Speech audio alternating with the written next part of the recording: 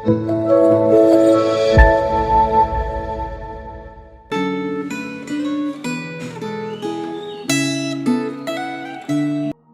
saudara, jumpa kembali di dalam Refleksi Gema tanggal 6 Maret 2023. Sebelum kita bersama-sama merenungkan firman Tuhan, marilah kita bersama-sama bersatu di dalam doa. Bapa kami di dalam surga, kami bersyukur untuk hari yang Tuhan telah ciptakan untuk kami nikmati di dalam kehidupan kami ini. Kami percaya hari baru yang Kau percayakan kepada kami adalah sebuah kesempatan untuk kembali mengenal akan kehendak-Mu, untuk kembali mendapatkan kesempatan untuk kami hidup semakin indah dan berkenan bagi Tuhan.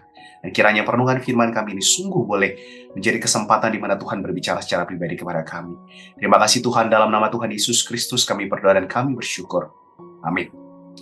Saudara, Refleksi Gema hari ini mengajak kita untuk merenungkan firman Tuhan tentang identitas anak-anak Allah yang terambil dari bacaan teks, yaitu dari Matius pasal yang kelima, ayat yang ke-13 sampai ayat yang ke-20. Saya tentu saja mengundang rekan-rekan sekalian dapat membaca ayatnya secara lengkap. Tetapi pada kesempatan kali ini, izinkan saya untuk membaca hanya di ayat yang ke-13 sampai yang ke-16. Demikian firman Tuhan. Kamu adalah garam dunia.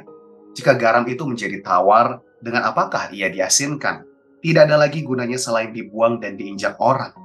Kamu adalah terang dunia. Kota yang terletak di atas gunung tidak mungkin tersembunyi. Lagi pula orang tidak menyalakan pelita lalu meletakkannya di bawah gantang, melainkan di atas kaki, dian sehingga menerangi semua orang di dalam rumah itu. Demikianlah hendaknya terangmu bercahaya di depan orang, supaya mereka melihat perbuatanmu yang baik dan memuliakan Bapamu yang di sorga. Saudara, ilustrasi yang digunakan oleh Tuhan Yesus ini masih sangat relevan dengan kita hari-hari ini. Bayangkan kalau misalnya kita punya garam di dapur kita, tetapi garamnya udah kadaluarsa. Ya tentu saja kita tidak akan menggunakannya, tentu saja kita akan membuangnya sebab garam tersebut sudah tidak ada gunanya. Demikian pula kalau misalnya kita mempunyai lampu, tetapi ditaruhnya di bawah meja. Ya tentu saja lampu tersebut tidak akan efektif gunanya untuk menerangi akan apa yang ada di atas meja tersebut. Saudara, melalui kesempatan ini, Tuhan Yesus itu unik sekali sebab dia mau mengajarkan satu hal yang begitu sederhana. Ketika orang-orang banyak datang, ketika murid itu datang, ia mengajar dengan satu hal yang sederhana, yaitu untuk kita hidup sesuai dengan identitas kita. Tuhan Yesus tidak minta kita berjuang untuk menjadi garam, untuk menjadi terang. Tetapi dia menyatakan bahwa identitas kita sebetulnya setelah kita ditebus oleh Tuhan dengan darahnya yang suci, yang mulia, yang sempurna menghapus dosa kita, maka kita sebetulnya adalah garam dan terang dunia. Namun tentu saja hal ini tidak dapat dipisahkan dengan Yohanes 15, di mana di sana juga dinyatakan terlebih dahulu kita ini harus melekat dengan Tuhan Yesus, sebab Dia adalah pokok anggur dan kita adalah ranting-rantingnya. Maka di luar kelekatan kita dengan Tuhan Yesus, kita tidak bisa berbuat apa-apa. Maka seperti apa sih kehidupan anak-anak Allah yang adalah garam dan terang dunia, saudaraku? Mari kita akan menyimaknya. Yang pertama, garam di dalam masa Tuhan Yesus ya sejak saat itu punya dua fungsi umum. Yang pertama yaitu untuk menjadi pengawet. Artinya sesuatu yang mau dijaga kesegarannya itu dipakaikan akan garam ini sehingga dia tetap terjaga begitu keawetannya. Jika demikian saudara, kita sebagai garam dunia, kita anak-anak Allah harus menghidupi akan identitas para penjaga kesegaran dari sesuatu yang baik. Apa saja itu? Saya membayangkan itu ya termasuk iman Kristen, pengaruh dan budaya Kristen, yang artinya saudara ini bukan soal keagamaannya, tetapi bagaimana kita hidup mengikuti dan menyerupa akan Kristus di dalam segala aspeknya. Maka saudara, hal ini tentu saja bertentangan dengan hidup yang ikut dengan arus dunia waktu demi waktu tanpa dijaga, tanpa dikawal dengan baik, yang hingga akhirnya dapat merusak akan kesegaran dari iman, kesegaran dari pengaruh orang-orang percaya, sehingga akhirnya menjadi busuk seiring waktunya. Nah, saudara, garam itu juga kemudian yang kedua punya fungsi memberi rasa, saudara. Artinya sesuatu yang sebelumnya kurang atau tidak ada rasanya, ketika diberi garam ini maka ada perbedaan rasa terhadap sesuatu yang diberikan atasnya. Jika demikian saudara, garam dunia bagi kita adalah anak-anak Allah yang harus menghidupi akan identitas para pemberi rasa. Menjadi pembeda ketika dunia itu dengan seluruh ketamakan, dengan seluruh tipu daya, dengan motivasi yang egois, tapi anak-anak Allah itu berbeda. Anak-anak Allah tidak sama dengan mereka, bahkan malah memberikan rasa. Di mana ketika dijumpai, anak-anak Allah adalah pribadi yang punya nuansa rohani, di mana tetap bisa bergaul, tetapi juga punya rasa hormat terhadap satu dengan yang lain.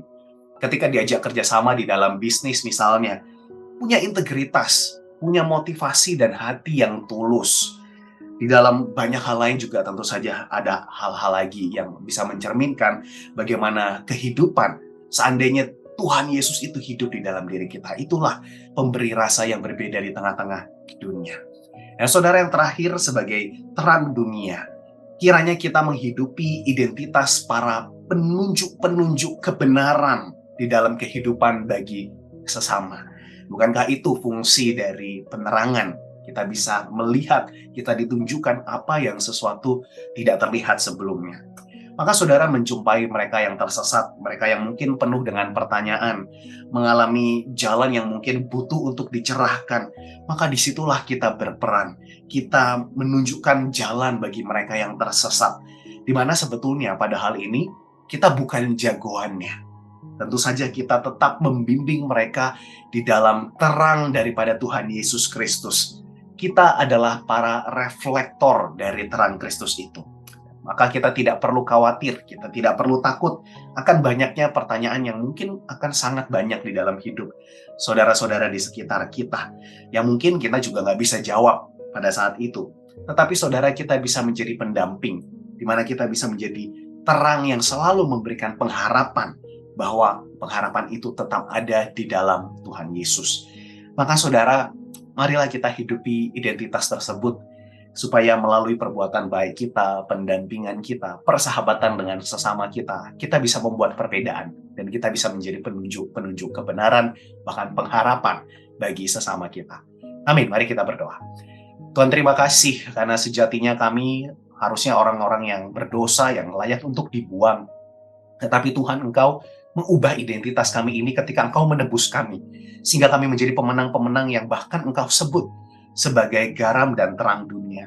Kiranya melalui kehidupan kami ini, sungguh kami Tuhan boleh menjadi penolong-penolong bagi sesama kami, di mana mereka membutuhkan akan jalan kebenaran melalui Tuhan, dan kami boleh menjadi representasi-Mu untuk menolong dan menghantarkan mereka melihat Tuhan sendiri secara pribadi dan mempermuliakan Engkau, sehingga Engkau boleh dikenal dan dipermuliakan dalam hidup mereka juga. Terima kasih Tuhan, dalam nama Yesus Kristus kami berdoa dan bersyukur. Haleluya. Amin. Tuhan Yesus memberkati saudara sekalian.